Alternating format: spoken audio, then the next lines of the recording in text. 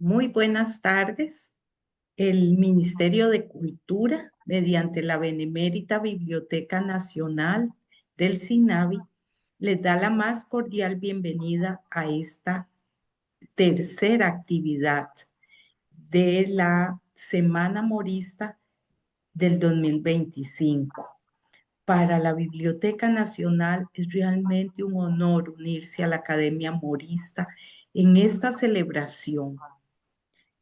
Esta tarde tenemos la conferencia El general José Joaquín Mora por Tomás Federico Arias. Estas actividades permiten ofrecer al público información muy valiosa sobre la campaña nacional, las batallas, sus héroes, todo el contexto y la geopolítica. Así que ponemos una actividad más a disposición del público tanto en el Facebook Biblioteca Nacional Costa Rica como en el Facebook de la Academia Morista. Además, estos videos posteriormente se editan y se convierten en documentos patrimoniales de la Biblioteca Nacional. Agradecemos al conferencista de esta tarde, a la doctora Elizabeth Fonseca, presidenta de la Academia Morista Costarricense, a Esther Montero de la Biblioteca Nacional y a Daniel Bonilla de la Academia Morista que nos apoyan con la transmisión y logística de la actividad. Un saludo también a la doctora Ana María Botey, coordinadora de la cátedra Juan Rafael Mora. Un especial agradecimiento a todos los que nos acompañan en vivo, también a quienes posteriormente vean el video de la conferencia.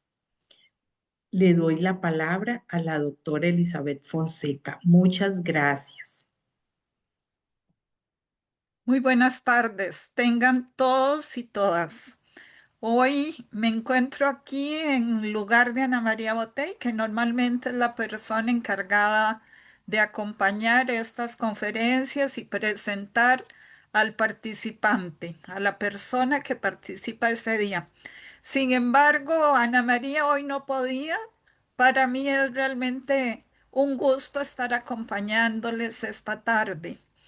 Como de costumbre, muy agradecida con la Benemérita Biblioteca Nacional, con su directora, que es quien con su trabajo tesonero ha hecho posible que podamos transmitir estas conferencias, así como al personal técnico que la acompaña en este día. Desde ya agradezco a Esther Montero. También agradezco a Daniel Bonilla de la Academia Morista que nos acompaña técnicamente en la transmisión de las conferencias desde el Facebook de la Academia Morista. El placer de hoy es grande porque me toca además presentar a nuestro conferencista, Tomás Federico Arias Castro. Eh, Tomás Federico es doctor en Derecho y máster en Ciencias Políticas y licenciado en Derecho también. Voy a ser brevísima con su currículo porque es realmente un currículo muy largo y muy importante, pero aquí el tiempo apremia. Entonces, nada más sepamos que él es director del área de investigación y cátedra de Historia del Derecho de la Facultad de Derecho de la Universidad de Costa Rica. Federico es docente de Historia de la Masonería en la Escuela de Estudios Generales de la UCR, de la Maestría en Derecho Constitucional de la UNED, de la Maestría en Diplomacia del Ministerio de Relaciones Exteriores y de la Universidad Escuela Libre de Derecho. Además, funge como presidente de la editorial Costa Rica en representación de la Universidad de Costa Rica. Es expresidente de la Academia Costarricense de Ciencias Genealógicas, integrante de la Comisión Nacional de Conmemoraciones Históricas y director de la Comisión de Historia del Colegio de Abogados. Actualmente Es integrante de la Asociación de Genealogía e Historia de Costa Rica, académico de número y fiscal de la Academia Morista Costarricense, integrante de la Asociación La Tertulia del 56 y panelista del Simposio Internacional de Historia de la Masonería. Además, es miembro de la Sociedad de Amigos de la Academia Mexicana de Historia y especialista en Historia Bilateral Costa Rica-México. Así es que muchas gracias, don Tomás Federico, por acompañarnos esta tarde y auguro una excelente conferencia de la cual aprenderemos mucho todos y todas. Gracias.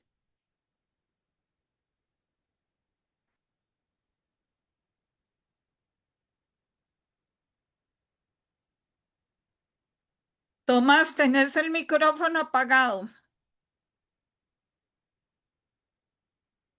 Muchas gracias. Ahora sí, muy amable, gracias. Señora Laura Rodríguez, directora de la Biblioteca Nacional, y un muy cordial saludo a nuestra señora presidente de la Academia Murista Costarricense, la doctora Elizabeth Fonseca, y así como a todas las personas que tienen para nosotros la valía de estarnos acompañando en este importante evento que se enmarca en la Semana Murista 2025 para tratar una serie de temáticas relacionadas a la campaña nacional en general y a la gran figura del presidente Juan Rafael Mora en lo particular.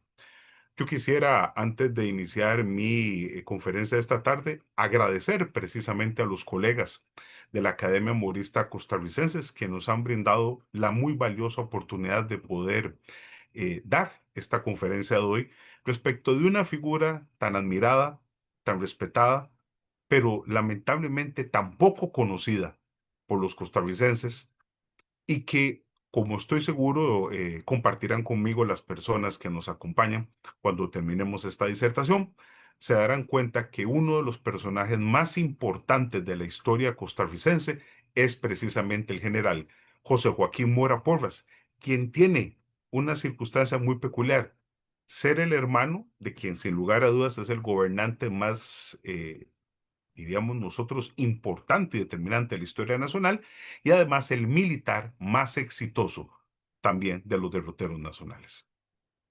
Y como todo elemento que tiene que ver con la narración histórica, hay una fecha que marca el punto de inflexión o el punto, disculpen, de partida en lo que vamos a hacer el día de hoy. Eh, el 21 de febrero de 1818, en la ciudad de San José, se está dando un hecho muy, muy peculiar. Está naciendo del matrimonio de don Camilo Mora Alvarado y doña Ana Benita Porras Ulloa, un niño que tiene la peculiaridad de haber nacido a la mitad de sus hermanos. Sus padres van a tener 7 hijos y él está naciendo como el cuarto de esos pequeños. Y resulta ser que todavía está naciendo, repito, en 1818 bajo la autoridad española. Cuando nosotros pensamos en este detalle, pues entonces tenemos que colegir que este todavía ciudadano español nacido en Costa Rica está apenas a 3 años de dejar esa circunstancia jurídico-normativo-política y ahora sí convertirse, como es sabido de todos, a partir de 1821, en uno de los primeros costarricenses, ahora sí, con todas las circunstancias que eso implica. Pues bien, cuando este niño crece ya en 1826, tiene la edad precisamente de 8 años, ingresa a una de las instituciones más emblemáticas de la historia educacional costarricense, como es la Casa de Enseñanza de Santo Tomás. Podrán comprenderme las personas que nos escuchan lo impactante de ver en nuestro archivo nacional los registros de aquellos primeros estudiantes y ver cómo este niño, este pequeño, este infante, es parte de esas primeras generaciones que tuvieron la muy dichosa circunstancia de poder ingresar a esas lecciones para poder aprender a leer, a contar y tener ante sí pues todo un universo de conocimiento que se está iniciando en ese momento.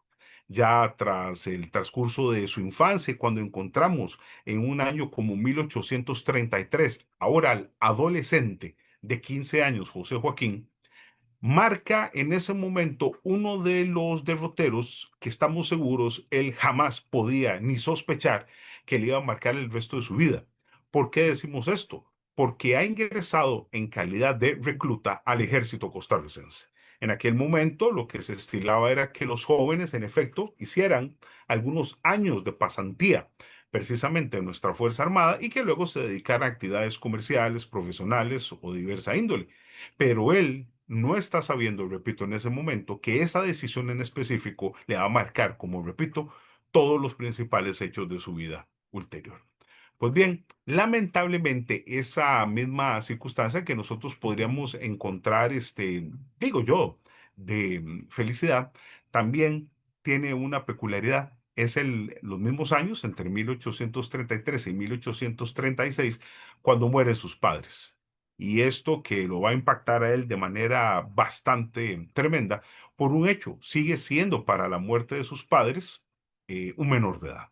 Lo cierto es que su hermano mayor, Juan Rafael, va a ser la persona que asume el liderazgo de la familia y José Joaquín, el joven José Joaquín, se va a colocar en efecto bajo la tutela jurídica de su padre. Y quiero hacer en esto, para las personas que nos escuchan, un comentario. La edad, la mayoría de edad en aquel momento era de 21 años.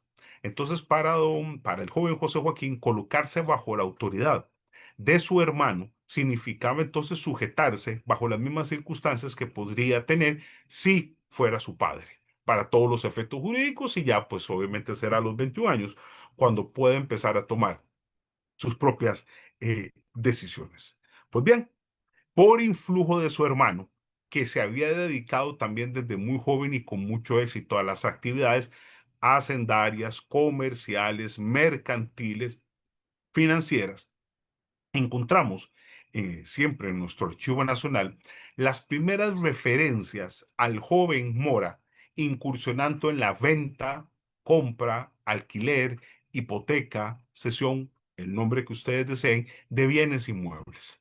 Esto lo que significa es que él inicia esas actividades para precisamente darle inicio a su peculio y entonces una y otra vez lo encontramos en distintas operaciones de esta índole, lo cual incluso lo lleva a comprar un domicilio, obviamente siempre en la ciudad de San José, en donde él va a establecer su primera casa. Y para que todos puedan ubicarse de qué estamos hablando, sería precisamente en una de las propiedades de la actual Avenida Segunda, en aquel momento, por supuesto, no con ese nombre. Y lo cierto es que propiamente también en las inmediaciones de la sede principal del Banco de Costa Rica. Entonces, como se ve, ya empieza a dar esos primeros pasos para ingresar a la vida adulta y es entonces en 1842 cuando viene el otro gran evento de su vida, porque después de haber ejercido como cabo y de haber tenido incluso un puesto como teniente menor, ya es en 1842 cuando se le da el grado de capitán de nuestro ejército. Eso me resulta bastante importante señalarlo aquí, porque véase que entonces el joven no había dejado en ninguno de los años anteriores esas circunstancias que estamos haciendo aquí alusión a actividades militares, sino que como estamos viendo, junto a la parte mercantil y comercial, también se está dedicando a esa parte, obviamente, militar. Esto nos lleva entonces, señoras y señores que nos escuchan aquí público, a que entonces vayamos a la otra gran decisión de su vida. En un año tan temprano como 1843 y cuando cuenta con 25 años de edad, va a contraer matrimonio. Y esa circunstancia no solamente le permite establecer, digamos, nosotros diríamos una vida ya más seria, sino que además lo hace con una de las señoritas más importantes en términos de abuelo y genealogía en aquel momento, hija precisamente de Agustín Gutiérrez de Lizarzábal. Y quiero explicarme aquí. Don Agustín Gutiérrez había sido un abogado, o era, perdón, un abogado en aquel momento distinguidísimo de la ciudad de Guatemala, que había viajado por problemas políticos primero a Nicaragua y luego a Costa Rica. Y lo cierto es que entonces, producto de esos viajes, se instala en San José y es tal su prestigio y es tal su talento que se va a convertir en diputado presidente de la Asamblea Legislativa, presidente del Poder Judicial e incluso ejercerá la presidencia interina, la jefatura interina del país por unos días. O sea, como se me estará comprendiendo, estamos hablando de uno de aquellos próceres de la primera mitad del siglo XX, del siglo XIX, en la cual precisamente, repito, don José Joaquín casa precisamente con su hija Dolores. Pues bien, ya en el otro aspecto al que hacemos alusión, para 1843 surge la primera entidad público-privada en la historia de Costa Rica que se va a dedicar a negocios y actividades relacionadas al café. Me refiero a la archifamosa Sociedad Económica Itineraria, en la cual don José Joaquín aparece en sus actas y en sus registros como uno de los primeros socios fundadores. Y me permito también aquí explicar, ya que el café había empezado a tener una grande importancia para las actividades mercantiles del país, no contábamos con los caminos, no contábamos con los puentes y no contábamos con la estructura necesaria para poder llevar las carretas desde el Valle Central hasta el puerto de Punta Arenas, que era nuestra única salida al mundo en términos marítimos. Pues resulta entonces que la sociedad económica se funda, repito, con capital público y privado para erigir las calles, puentes, conexiones, etcétera, etcétera, etcétera, para poder sacar este grano de oro. Repito, don José Joaquín no solamente se convierte en uno de sus socios fundadores, sino que llegará a ser integrante de su junta directiva.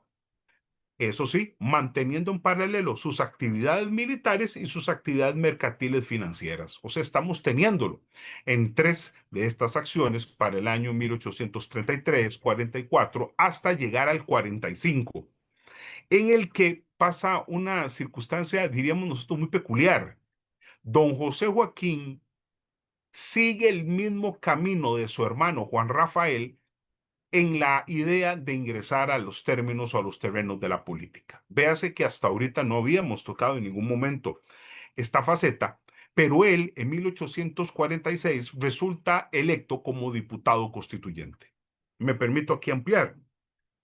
Tras uno de esos golpes de Estado tan comunes que habían sucedido en Costa Rica en la primera mitad del siglo XIX y propiamente el que defenestró a José Rafael de Gallegos Alvarado en su segundo gobierno y se hace la convocatoria a una Asamblea Nacional Constituyente, don José Joaquín, por su prestigio y por su renombre, resulta electo como diputado constituyente para lo que va a ser la Constitución Política de 1847. Como ustedes me comprenderán, estas son facetas absolutamente desconocidas de don José Joaquín, las cuales quedaron en el olvido por los hechos posteriores que luego vamos a narrar. Y ya será en 1847 cuando finalmente adquiera el rango de teniente coronel. Ya con este rango, para las personas que tienen la gentileza de escucharnos, don José Joaquín ha llegado a los grados superiores. Véase que entonces han sido casi 15 años de mantenerse en las filas de nuestras tropas y eso le ha permitido entonces, no solamente por el tiempo, sino por su talento, llegar entonces, como repito, a uno de esos grados castrenses que son la antesala para ya, obviamente, el grado superior. Pues bien, en 1847, don José Joaquín toma también una decisión muy peculiar. Se da cuenta que lo suyo no es la política, se da cuenta que no es para él ese tipo de actividades y como lo demuestra su renuncia presentada ante el Congreso a su cargo de diputado, simplemente corta para siempre cualquier vínculo con el tema político porque no volverá a ejercer función alguna en estas circunstancias. 3 años después, y ya estamos en 1850, ha pasado algo extraordinario. Desde el 30 de diciembre de 1849, don Juan Rafael Mora Porras funge como presidente de Costa Rica. Y esto que va a marcar el inicio de la era más importante de Costa Rica en su historia, tiene la peculiaridad de que entonces don José Joaquín, por su reconocido, repito, talento y táctica militar, pero asimismo por todo el renombre que había adquirido durante sus años previos, se ha nombrado al cargo de comandante en jefe del ejército costarricense. Además, es muy loable y es muy entendible la decisión.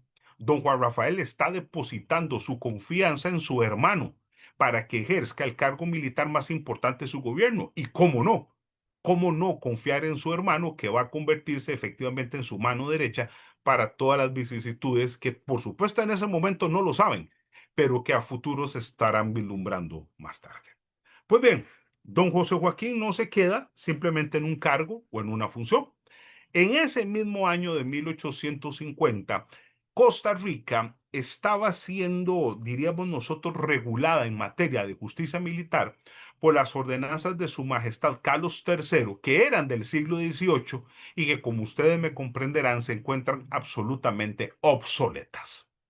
Es entonces cuando él se pone la misión de empezar a redactar un nuevo reglamento de milicias. Y así efectivamente en 1850 y con ese nombre se emite esa normativa. Me explico.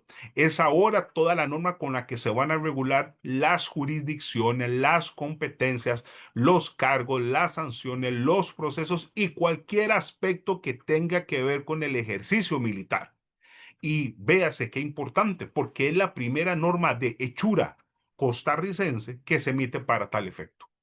Pero si eso no fuera suficiente, don José Joaquín entiende que el ejército necesita una absoluta, diríamos nosotros, actualización en los más grandes aspectos que una tropa implica. Nos encontramos una vez sí y otra vez también en nuestros archivos documentos, solicitudes, oficios y una serie de petitorias para comprar nuevas armas, para comprar nuevos pertrechos, para adquirir uniformes, para mejorar las condiciones de higiene, de alimentación, las cuestiones de táctica. Tanto es así que se manda incluso a traer a funcionarios militares franceses para que puedan enseñar esas acciones castrenses a nuestros soldados. Y si todo esto no fuera suficiente, se contrata precisamente o se manda a contratar precisamente para conseguir una serie de armas ya no solo individuales, sino armas generales como cañones para que nuestro ejército se encuentre en las mejores condiciones. Véase que estoy hablando de 1850.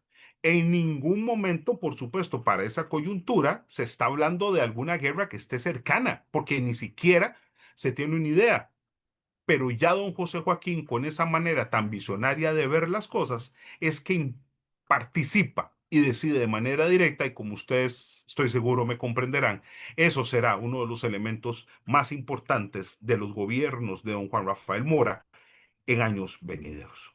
Pues bien, ya para 1852 y con una idea que yo me permito calificar de brillante desde hace muchos años, desde la época en que éramos estudiantes, ante la visita de una delegación diplomática de Inglaterra y de Estados Unidos, la cual iba a ser recibida aquí en San José para poder dilucidar una serie de temas sobre la construcción de un eventual canal interoceánico a través del río Nicaragua, se dan cuenta nuestras autoridades que carecemos de un himno. Y ustedes me comprenderán que eso no solamente pasaba por la pena, por la ostensible pena de no tenerlo, sino que para los hermanos Mora eso era inaudito.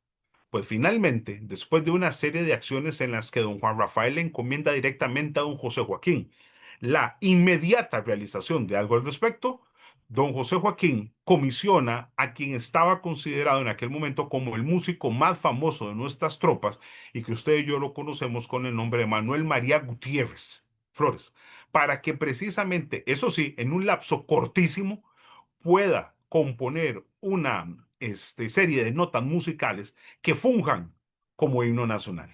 ¿Qué es lo que ha sucedido? En un principio, don Manuel María rechaza tal encargo. Él considera que sus, digamos, talentos no son tan grandes como para hacer una cosa de esas. Don José Joaquín considera que sí lo hace y después de un estira y encoge e incluso siendo encerrado don Manuel María Gutiérrez en un cuarto para que pudiera hacer ese trabajo a como diera lugar.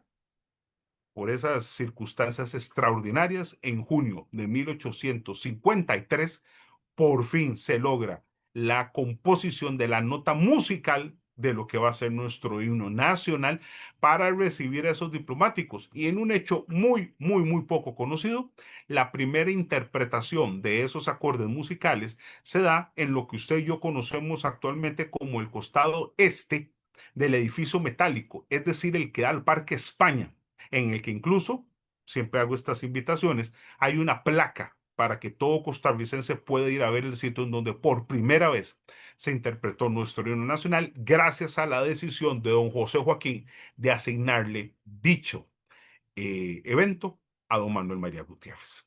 Pues bueno, tras el transcurso del año 54 y todo lo que tendría que ver con el año 55, vendrá la parte más importante de la charla que yo comparto con ustedes hoy.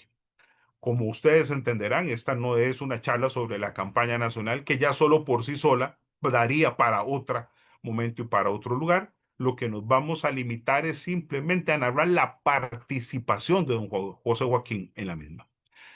Sin entrar en detalles, estoy seguro conocido de la mayoría, cuando ese, y me permito citar las palabras de don Juan Rafael, ese grupo de fascinerosos vienen a invadir a Nicaragua y luego con intereses aviesos pretenden lanzar esa misma inquina contra nuestra patria, don Juan Rafael entiende que esta es una circunstancia decisiva. Hay que defender a la patria como se le defiende siempre, con todo.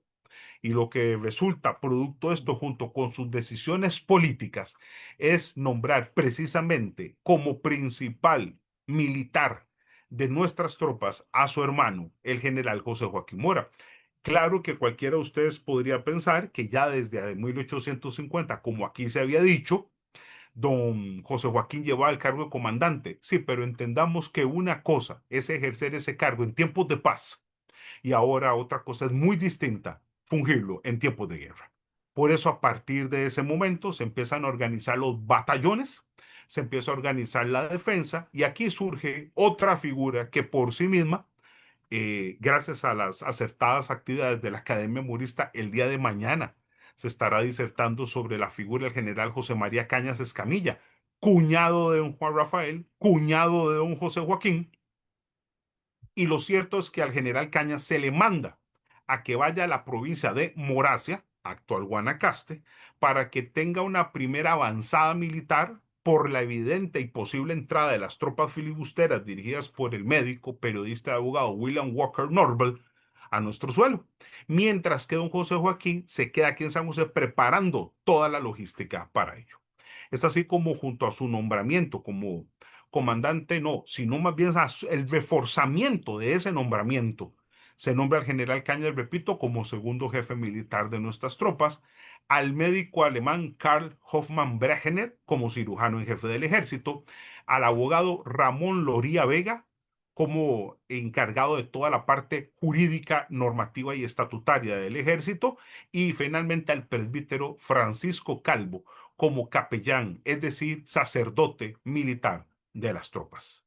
Después de reunirse en el Parque Central, saldrán, todas dirigidos por don José Joaquín, hacia el Teatro de los Acontecimientos, repito, la provincia de Moracia. Y cosa curiosa, porque cuando nuestras tropas empiezan a viajar precisamente por tierra hacia esas circunstancias, en un viaje que les va a durar casi semana y media, empieza entonces a darse dos circunstancias.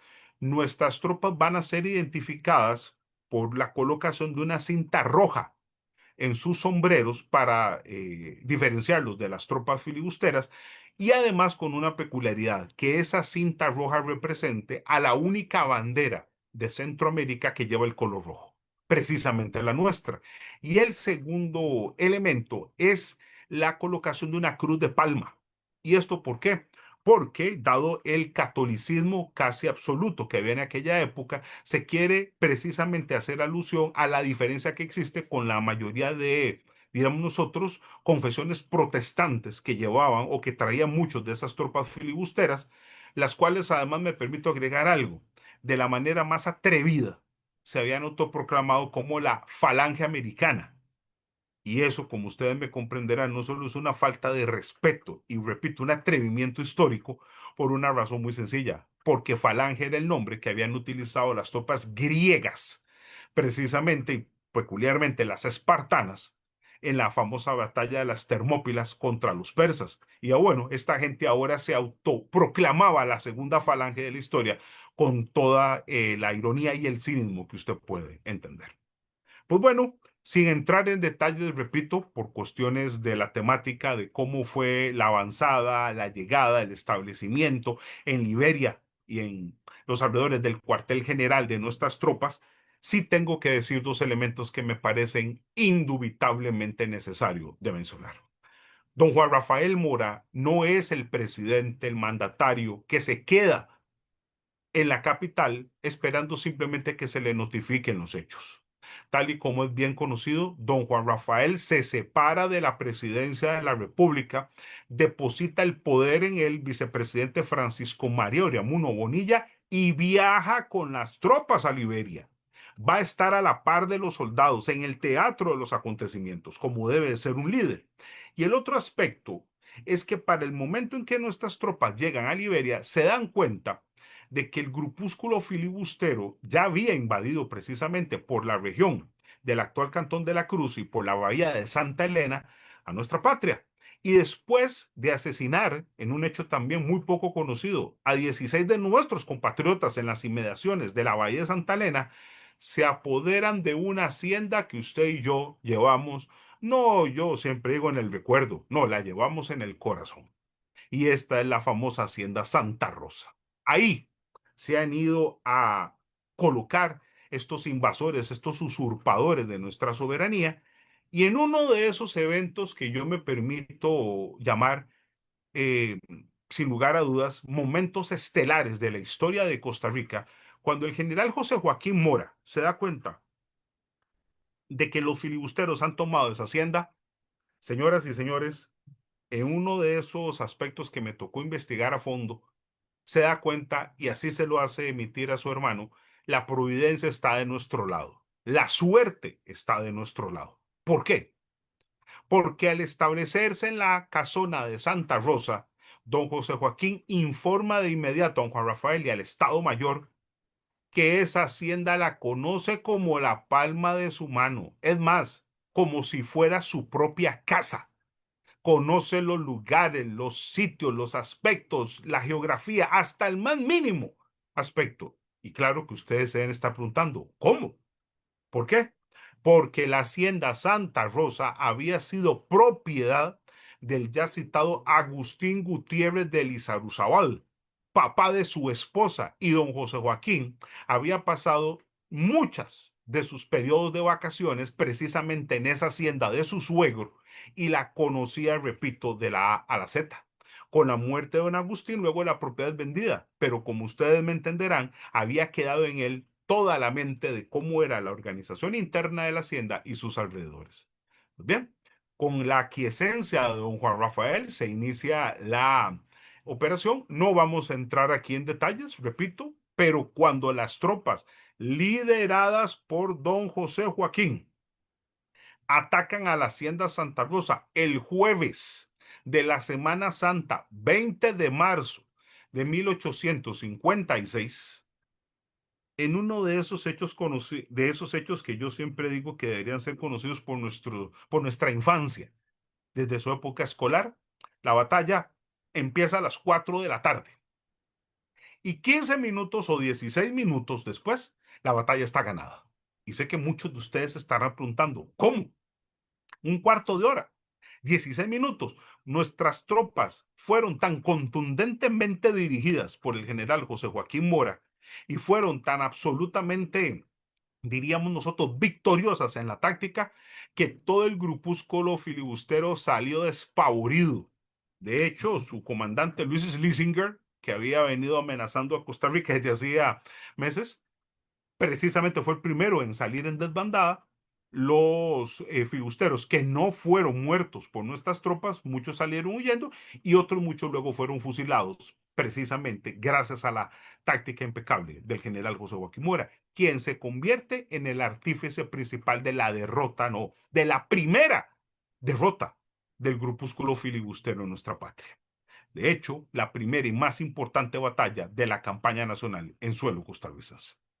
Es en esta coyuntura, sin entrar, repito, en más detalles, cuando se toma la decisión por parte del presidente Mora y el Estado Mayor de continuar, pero ya ahora sí fuera de Costa Rica. No vamos aquí a profundizar de un tema que solo por sí mismo también daría espacio para una conferencia entera, pero cuando nuestras tropas ingresan a suelo costarricense, se dirigen a la cercana ciudad de Rivas, nombre que también está impregnado en el ser costarricense y que, como es bien sabido, es el escenario de una de las batallas más famosas de nuestra historia, como es precisamente la batalla de Rivas. ¿Por qué decimos esto de una manera tan puntual? Porque a diferencia del anterior, en donde nosotros fuimos los que atacamos a los filibusteros, en Rivas nosotros somos los atacados. Pero habíamos estado colocados ya de previo por indicaciones de don José Joaquín, el general Caña, en una serie de sitios para poder repeler una eventual acción combativa de los filibusteros. Ahora bien, la otra gran diferencia es el tiempo. Mientras un cuarto de hora fue suficiente en Santa Rosa, en Rivas se necesitaron más de 12 horas. La batalla empezará aproximadamente a las 8 de la mañana. Todavía a las 8 de la noche del mismo día se está luchando. Lamentablemente, muchos de nuestros compatriotas fueron muertos, pero lo más importante es que se le dio una segunda derrota contundente al grupúsculo filibustero. No podría jamás atreverme, como integrante de la distinguida Academia Murista, a no decir algo, aunque sea paralelo al tema de hoy. Es esta también en donde surge nuestro ínclito héroe nacional Juan Santamaría, que como todos sabemos, es la persona que representa toda nuestra parte militar, que logra de manera brillante quemar el mesón, o sea, esa pequeña estructura donde se están resguardando muchos de los soldados filibusteros y que ha sido por orden de general Cañas, que a su vez ha recibido la orden del general José Joaquín Mora de sacar a ese grupo de fascinerosos de ese mesón de Francisco Guerra, que precisamente se le llama mesón de guerra a raíz del propietario del inmueble. Pues bueno, después de esto, y ya repito, en horas de la noche, cuando los últimos filibusteros son sacados de Rivas y empezamos a darnos cuenta, pues, de lo cruento que fue esta batalla, es en los días posteriores cuando viene lo que yo siempre he dicho que es el enemigo invisible. Lamentablemente, aunque uno podría también calificarlo de vergonzosamente, los filibusteros han tirado una serie de cadáveres en los pozos de agua de Rivas, lo que ha desatado una fortísima epidemia de cólera morbus. Esa se transmite a nuestras tropas y, como todos bien lo saben, es lo que propicia que empiecen a morir nuestros primeros soldados costarricenses, ya no por efecto de la guerra, sino por efecto de la epidemia. Nuestras autoridades deciden regresar a Costa Rica. ¿Y qué es lo que ha sucedido? Que con ese regreso a nuestra patria, pues obviamente la enfermedad se va a expandir por los próximos 3 meses. Me estoy refiriendo a mayo, junio, julio, alguna parte de agosto de 1856. Y cuando finalmente empieza a minorar, nos damos cuenta de un detalle. Se había reunido un grupo de señoras, esposas de militares, para poder ayudar a los enfermos y a las personas que estaban en condiciones paupérrimas debido al cólera. Qué gusto da ver, como lo indica nuestro Archivo Nacional, que entre los nombres de estas señoras está la esposa de don José Joaquín, quien se convierte en una combatiente pasiva, en este caso más, para ayudar a las personas que lamentablemente van a fallecer y, como estoy seguro, lo sabrá la mayoría de las personas que nos escuchan, llegó a la cifra de casi 10.000 personas de una población de 100.000 que teníamos nosotros en aquel momento. Sin entrar en más detalles, cuando en octubre ha minorado, repito, después había empezado en agosto el aminoramiento, pero ya en octubre realmente es cuando se termina de consolidar. Don Juan Rafael entiende que la guerra no ha terminado. No olvidemos, el enemigo está a un paso de distancia. Y lo cierto es que presenta al Congreso la solicitud para que la guerra vuelva a reanudarse, se le da, y en noviembre parten nuevamente nuestras tropas en lo que en historia se conoce como la segunda etapa de la campaña nacional. ¿Qué es lo que ha sucedido? Se va a enviar una famosísima división de vanguardia para que se apodere del río San Juan, como en efecto lo logrará. Pero lo que no se sabe y lo que es muy poco conocido es que esa división de vanguardia, entre cuyas principales acciones se destaca, por supuesto, la ínclita batalla de la Trinidad en diciembre de 1856, todas las órdenes sobre esa temática han sido emitidas por don José Joaquín. La parte táctica y logística ha sido emitida por don José Joaquín. Y cuando ya finalmente termina el año 1856 y somos dueños de la vía del río San Juan, que también se conocía como la vía del tránsito por ser el lugar por donde venían tropas, armas, comida y pertrechos para los filibusteros de los Estados Unidos, don José Joaquín, para enero de 1857, puede ya informar, como lo hace efectivamente al presidente Mora, somos dueños de la vía y está cortada para impedir que se siga dándole todo tipo de aprovisionamiento a los filibusteros. Pues bien, sin entrar en ulteriores detalles con el desarrollo de la campaña nacional, sobre todo, repito, en el norte del país, en algunos intentos que se hicieron por parte de los filibusteros de recuperar la vía del tránsito, don José Joaquín, un día sí y otro también, repito, los ha derrotado. Y entonces, en febrero ocurre algo muy peculiar. El gobierno de El Salvador, que se había comportado a la altura de los acontecimientos, ya para poder cerrar filas a nivel centroamericano con las tropas costarricenses, le da a don José Joaquín el título de general de división. Esta es una circunstancia, personas que nos escuchan, muy, muy poco conocida, porque este rango del ejército salvadoreño a un militar costarricense, siempre le hago la pregunta a quienes nos escuchan, que se habían dado cuenta, que conocían estas personas para poderle dar en aquel momento a un extranjero el título. Pues bueno, precisamente todos los éxitos y las victorias que había logrado. Pero si lo anterior no fuera suficiente, viene la que yo considero, y siempre lo hablo con los colegas de la Academia Morista, el evento más importante en la vida de don José Joaquín. Si lo que usted ha escuchado le parece determinante, lo que viene a continuación es lo que yo considero más relevante de su vida.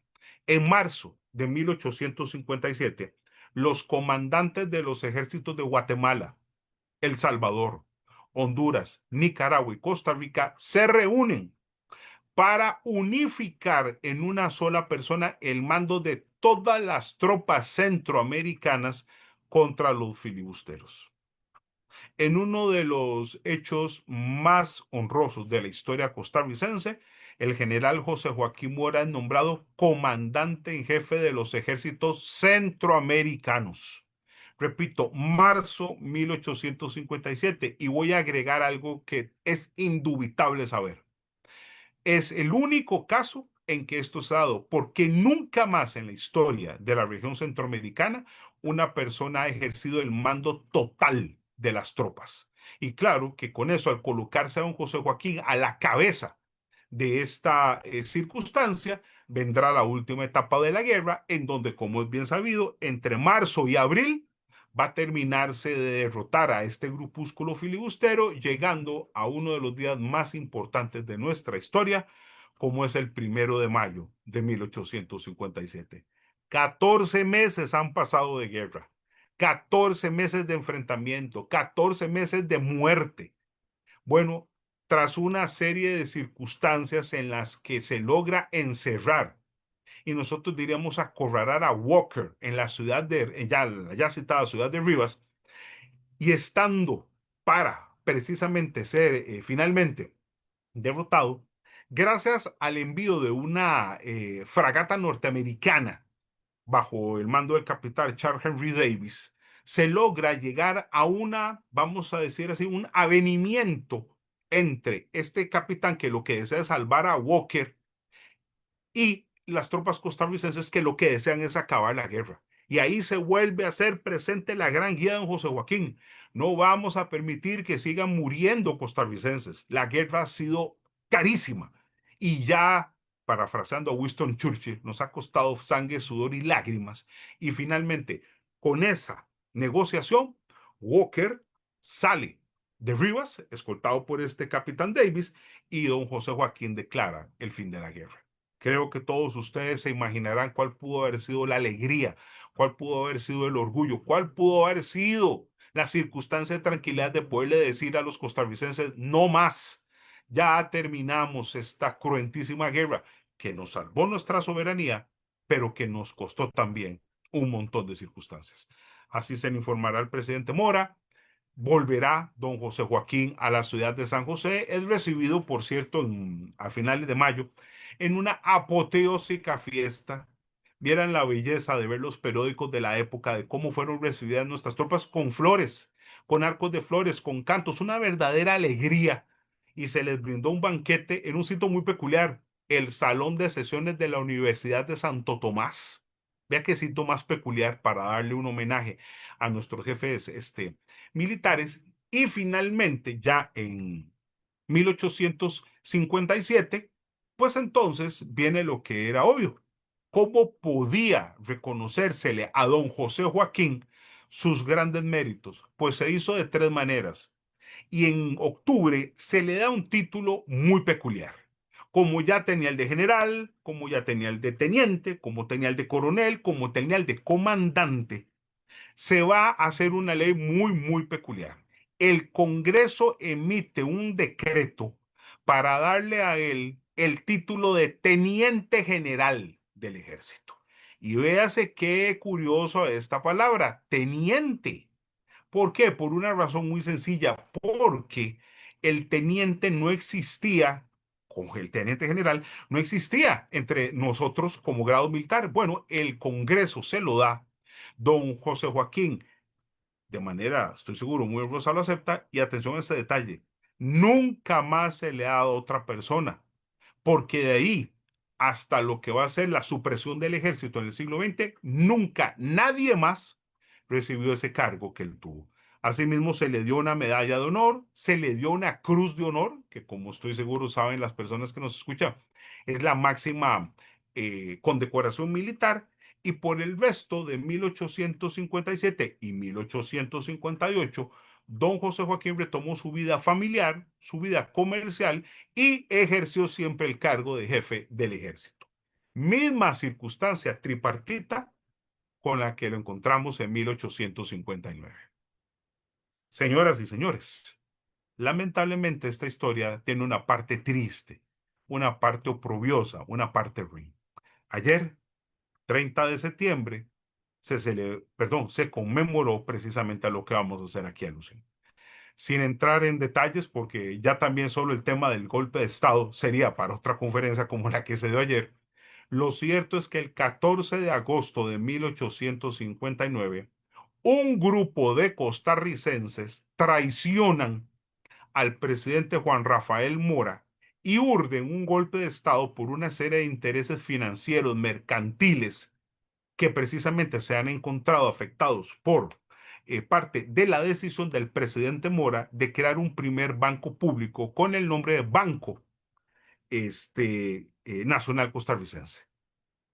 Esto va a echar a perder una serie de negociados y de operaciones de agiotaje y de usura para una serie de personas que se convierten en los autores intelectuales del golpe de Estado, y así se contrata a dos militares. Señoras y señores, dos militares de la campaña nacional que habían peleado con don Juan Rafael y don José Joaquín, uno Máximo Blanco Rodríguez, el otro Lorenzo Salazar Alvarado, y un oficial de rango menor llamado Sotero Rodríguez, para que le den ese golpe de Estado. ¿Y qué nos implica para nuestra charla de este momento? Uno de los primeros detenidos después del presidente es su hermano. Obvio, hay que detener, hay que nulificar al principal jefe militar costarricense, y sabiendo que la segunda cabeza del ejército es su cuñado, José María Cañas, también es detenido. ¿Qué va a pasar? No vamos a entrar en detalles, simplemente decirles que son expulsados. ¿A cuál patria? A la patria del general Cañas. Serán recibidos en El Salvador. Parece mentira lo que ustedes van a escuchar, pero en El Salvador a don Juan Rafael Mora se le da el título de benemérito al general Cañas de comandante en jefe del ejército, y se reafirma el rango de general del ejército también de ese país a don José Joaquín. Y es entonces El resto de 1860 y ya para, perdón, disculpen, de 1859 y principios de 1860, cuando vemos a don José Joaquín en una vida ya más o menos instalada en El Salvador, se había empezado a dedicar a actividades de comercio de café para poder sobrevivir y con su familia, hasta que resulta o acontece, disculpen, lo que era ineludible. Don Juan Rafael decide volver a Costa Rica para recuperar el poder que tan vergonzosamente se le ha quitado desde hacía casi un año. Después de una serie de acontecimientos y después de una serie de hechos que serán para otro momento, y cuando ellos deciden regresar acompañados de 127 personas, porque fueron 130 las que finalmente regresaron con él, don Juan Rafael y don José Joaquín arriban al puerto de Punta Arenas y el presidente Mora lo nombra a él comandante de la plaza de Punta Arenas. Eso, en otras palabras, otra vez como principal autoridad de la operación que ellos quieren proyectar para recuperar el poder que se les había quitado y arrebatado de manera tan delincuencial como lo había sido en el año pasado. Pues, ¿qué sucede?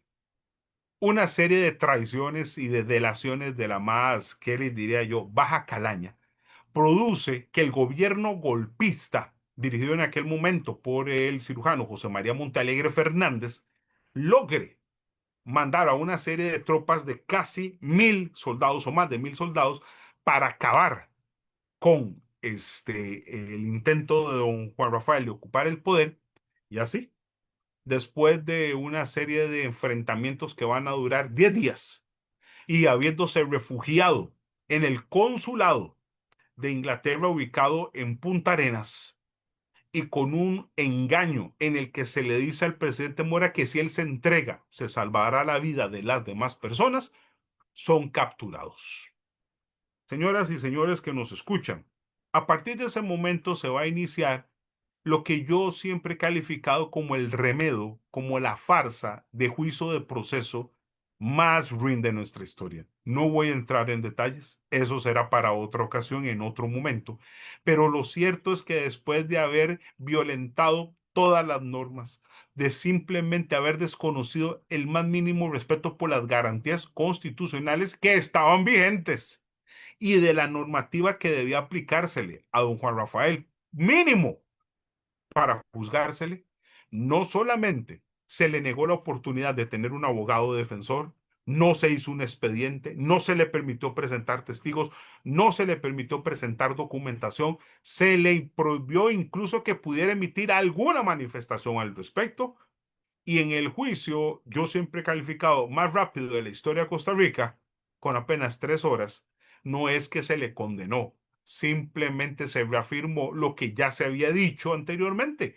Si él se entregaba, se le fusilaba. Pero ustedes me comprenderán que había que maquillar y disfrazar toda esa inquina con una especie de farsa judicial para que luego no se dijera que no se le brindó ninguna oportunidad, como en efecto no se le brindó, porque al condenársele a muerte, incluso la misma normativa establecía que debía ser un órgano superior jerárquico el que conociera la sentencia, y no se hizo nada de eso. ¿Cuál fue la última persona que pudo ver al presidente Mora con vida? ¿A quién se le permitió? A su hermano. Don José Joaquín Mora es la persona con la que el presidente don Juan Rafael habla por última vez. No puedo ni imaginar qué pudieron haber sentido ambos hermanos en el momento final de despedirse, después de todo lo que aquí usted ha escuchado.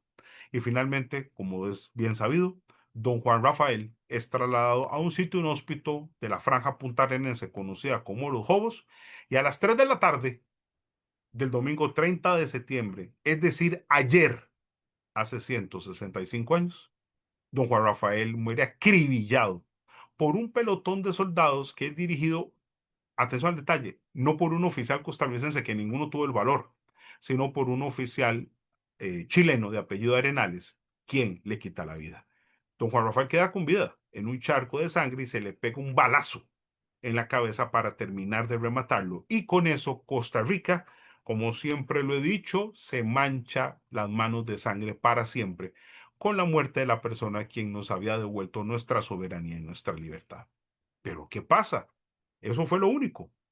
No, no habían pasado 2 días cuando en cumplimiento, no, cuando en incumplimiento vergonzoso de lo que usted aquí escucha, el general José María Cañas Escamilla resulta asesinado de la misma manera indolente con la que el presidente Mora lo había sido en el mismo sitio. Y si ambos cadáveres no terminaron en el estero siendo consumidos por tiburones, fue gracias al cónsul de Francia, Juan Jacobo Boniface Heidemayra, quien pidió permiso a los golpistas para poder envolver, amortajar los cuerpos y enterrarlos, utilizando en el caso del presidente Mora la bandera de Francia y siendo depositados ambos cadáveres en el cementerio del Estero. Pero la gran pregunta que sé que se están haciendo, ¿y el general José Joaquín Mora? Don José Joaquín fue expulsado de nuevo a El Salvador. Y es a él, qué terrible, a quien le toca darle la noticia a la viuda, a doña Inés Aguilar Cueto, viuda de don Juan Rafael, y a la esposa del general Cañas, de que ha muerto. ¿Se podrán ustedes imaginar el momento tan doloroso? Uno podría pensar incluso tan terrible de decir que ambos han muerto y de la manera en que murieron a esas viudas y a esos niños que han quedado huérfanos. Y finalmente pasó lo que a mucha gente le sorprende, pero al suscrito no, solo por la edad, porque apenas han pasado 3 meses de lo que usted ha escuchado, cuando don José Joaquín muere el 17 de diciembre de 1860. Señoras y señores, 3 meses apenas después de lo que usted ha escuchado. ¿Y de qué murió? Muchas de las fuentes narran que murió de tristeza, que murió de dolor. Usted y yo hoy entendemos que precisamente la carga emocional, el shock de todo lo que aquí llevó, simplemente le quitaron las ganas de vivir. Porque así incluso lo dicen las fuentes, don José Joaquín se fue desvaneciendo y finalmente, producto probablemente de un infarto, muere en El Salvador y allá se le va a enterrar. Bueno, cualquiera podría pensar que con esto se terminaría todo lo que tiene que ver con la vida de nuestro biografiado y no es así. Una década después, en 1870, y cuando los golpistas ya han dejado el poder y han salido del país y ejerce el gobierno de nuestra patria, el general Tomás Guardia Gutiérrez, se da la oportunidad valiosa para la familia del general de traer sus restos. Se exhuman en El Salvador, se les trae por barco y aquí son recibidos para entonces hacer un homenaje mortuorio en aquel momento como se merece. Y por lo tanto estarán en los primeros años en la tumba de su familia en el cementerio general, hasta que en 1876 se proyecta hacer un mausoleo para los hermanos Mora y el general Cañas para que ahí se depositen. No me lo van a creer. En el que yo considero que es el incumplimiento normativo más vergonzoso del país.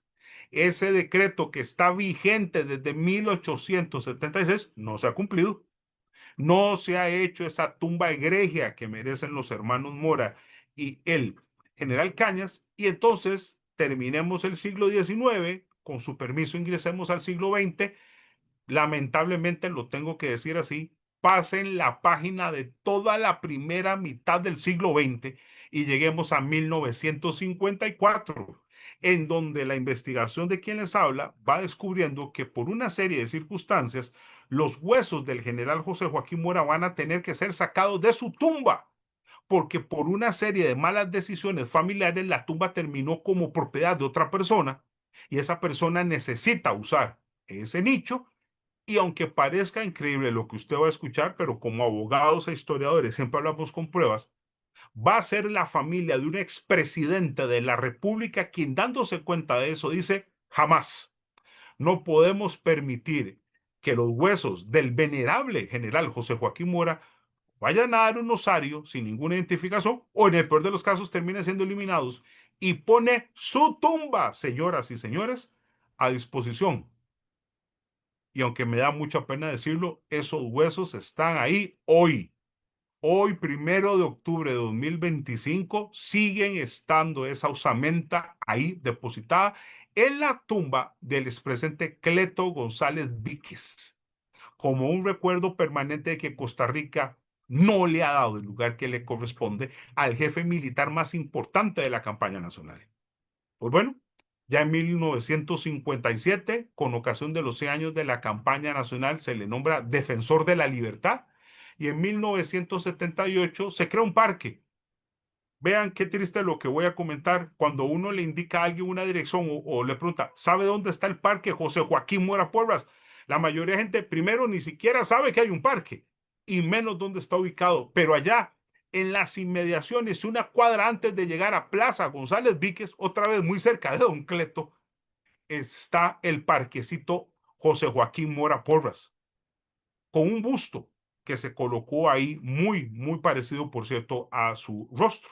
Y terminando ya el siglo XX y llegando al siglo XXI, en el año 2003 se abrió la escuela que sigue abierta, José Joaquín Mora, en Punta Arenas. Qué honor para los niños que estudian en una escuela con un nombre tan rimbombante, hasta que en el año 2018, recuerden cómo empezamos esta disertación, en el año 2018 se cumplieron los 200 años del natalicio del general José Joaquín Mora y nos correspondió el honor por parte del Museo Histórico Juan Santamaría de escribir la vida y obra. El libro que parece inaudito nunca se había escrito sobre nuestro más importante general. Y bueno, pues que ahora la Academia Morista, en ese compromiso sempiterno junto a la Biblioteca Nacional de darle el realce a nuestros grandes héroes olvidados, precisamente hemos tenido la muy valiosa circunstancia de exponer en esta tarde con la valiosa asistencia de todas y todos ustedes. Les agradezco enormemente la gentileza de su atención y ha sido un gusto poder exponer con todas y con todos ustedes.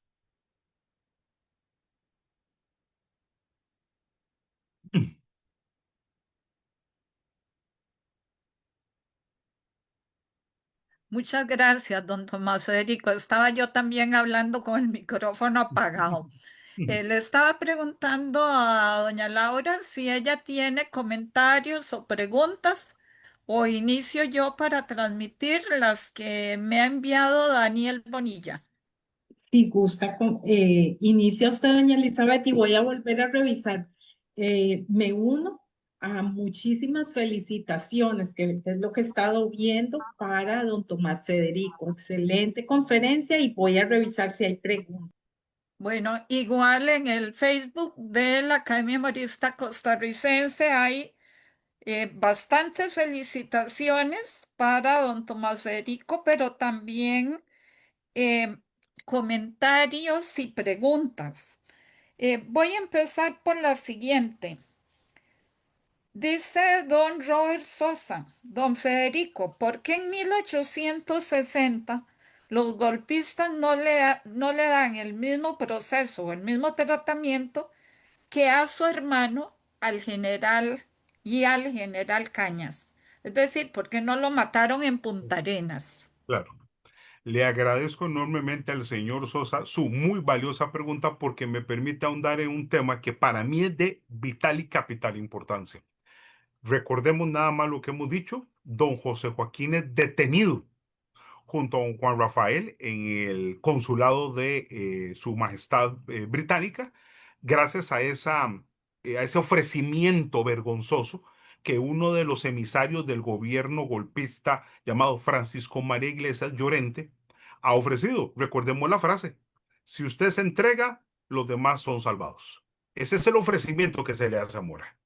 Y entonces, cuando se inicia esa farsa de proceso, para poder disfrazar lo que simplemente es un homicidio, ¿qué es lo que sucede?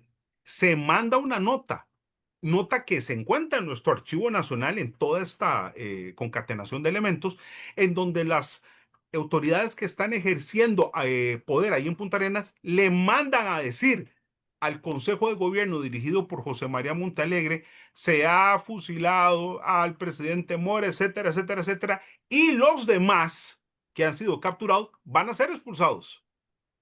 He ahí el primer elemento, porque entonces, si se cumplía la palabra como debía hacerse, por supuesto que no se podía asesinar a alguien más, pero atención, por eso la pregunta del señor Sosa es tan importante.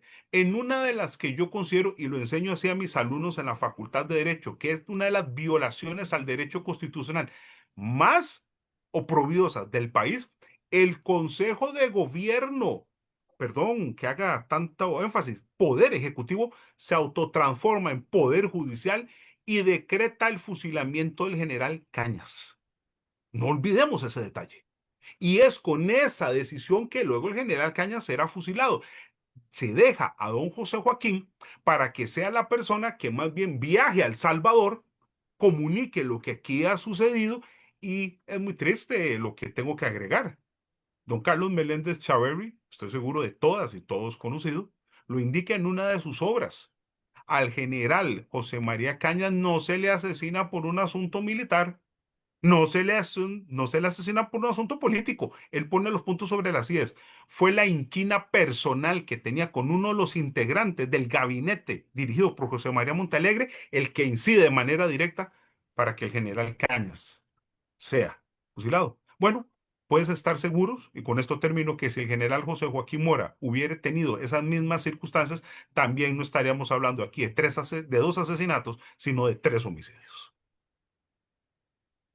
Muchas gracias, Tomás Federico.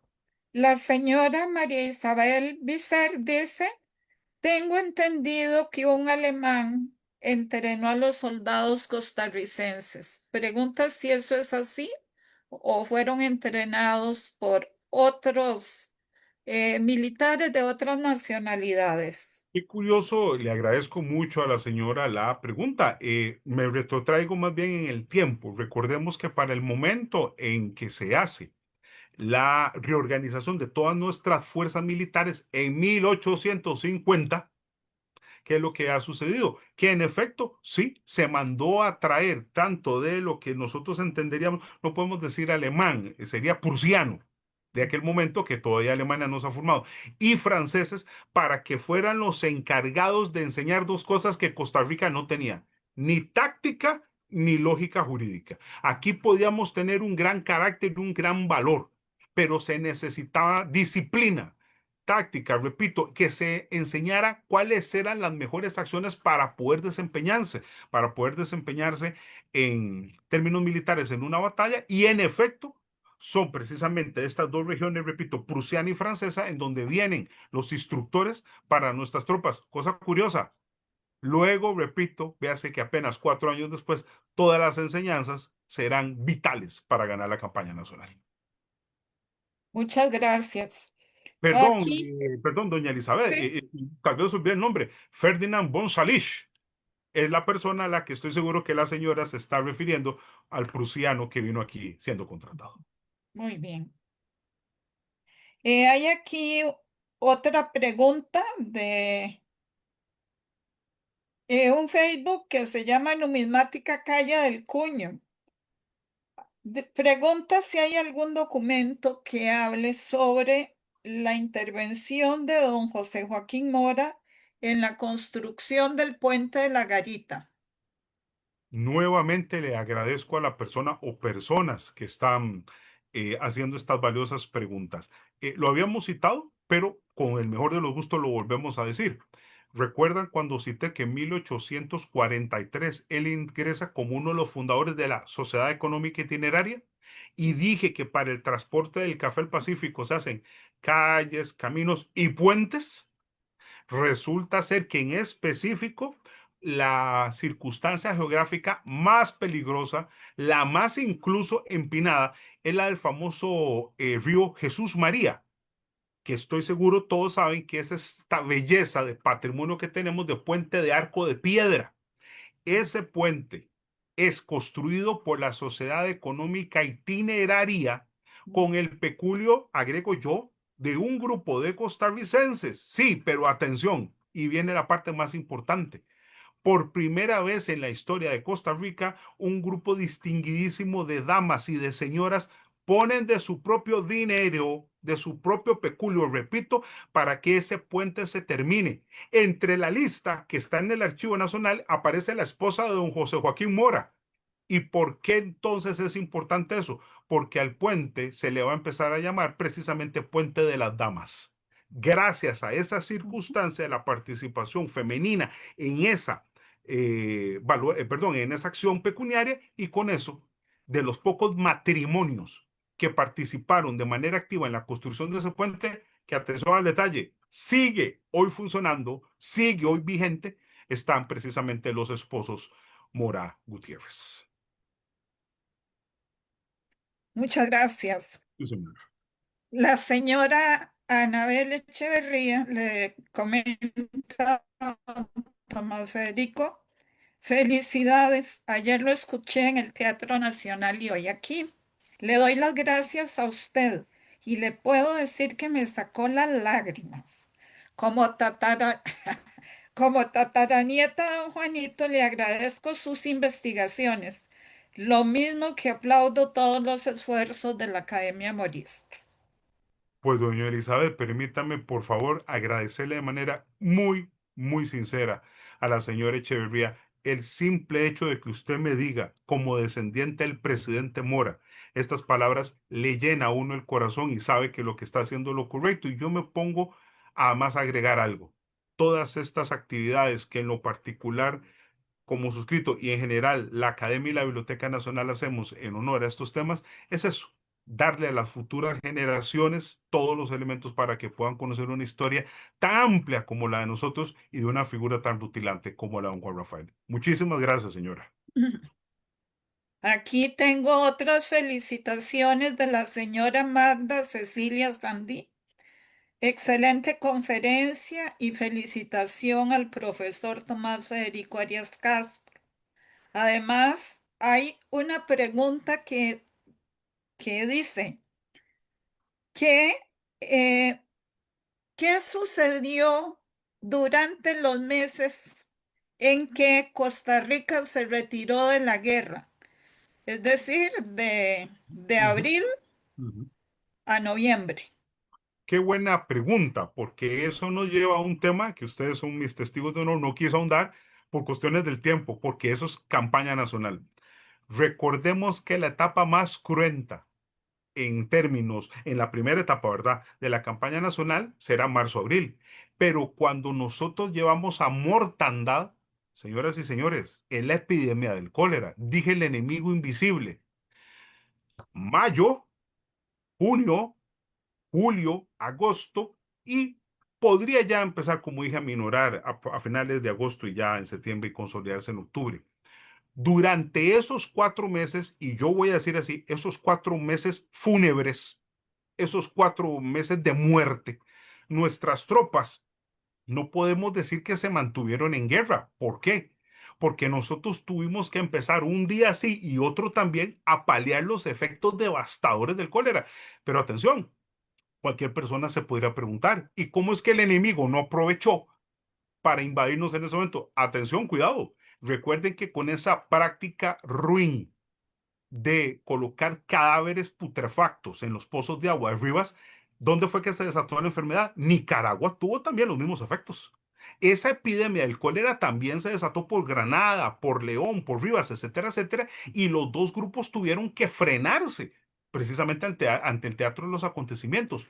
Pero su valiosa pregunta me lleva a una historia que si yo no la digo ahorita, jamás me lo perdonaría. ¿Cómo fue que una epidemia tan cruenta, que una epidemia tan contundente parece como que acabara de tajo? Se empezó a dar un hecho muy peculiar. La gente no quería ir a sacar los cadáveres de las casas. La gente tenía miedo. ¿Cómo no? Y entonces empezó a darse un hedor, como ustedes me entienden, bastante fuerte en algunos domicilios donde familias enteras morían. Y el problema de ese olor tan fuerte junto con las condiciones sanitarias hacía que alguien tuviera que enterrar esos cuerpos porque si no iba a desaparecer la población completa. ¿Qué ha hecho el presidente Mora?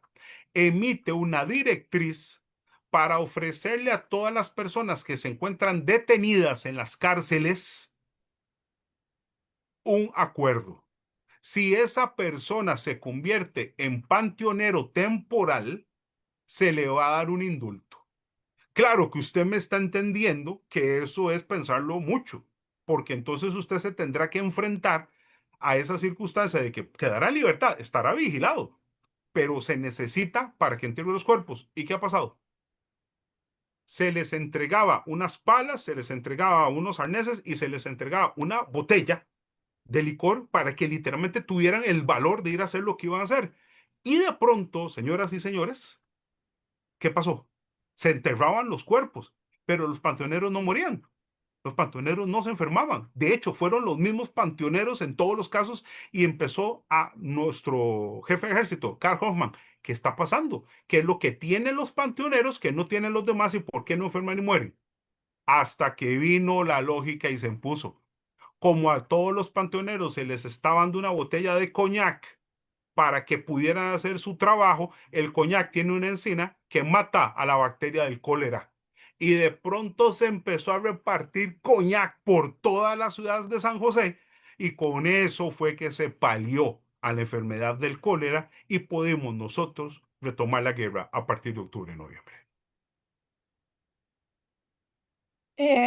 La compañera Carolina Mora señala, muchas gracias Tomás Federico por el rescate de esta figura histórica.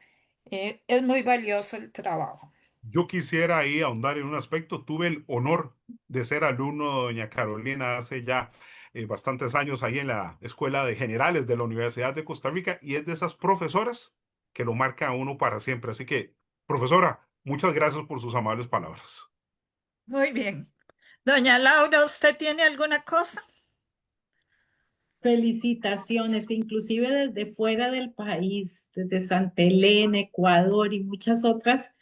eh, Eso me llena de alegría saber que esta información tan valiosa está llegando, está más allá de nuestras fronteras, ¿verdad? Y muchas, muchas felicitaciones realmente. Y un saludo especial de la Asociación de Amigos del presidente Juan Rafael Mora Porras de Punta Arenas. Así que un saludo a ellos que están siguiendo Qué valioso, qué la valioso. conferencia.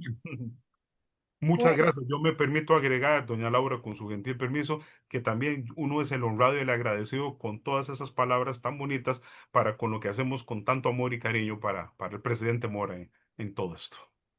bueno, muchísimas gracias por todas esas respuestas y gracias a las personas que han participado en esta conversación, además muy amena.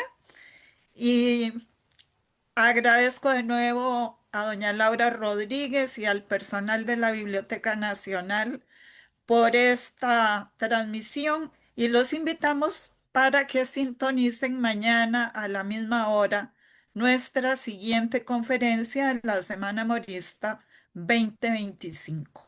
Tengan todos y todas muy buenas tardes. Muy buenas tardes, con permiso.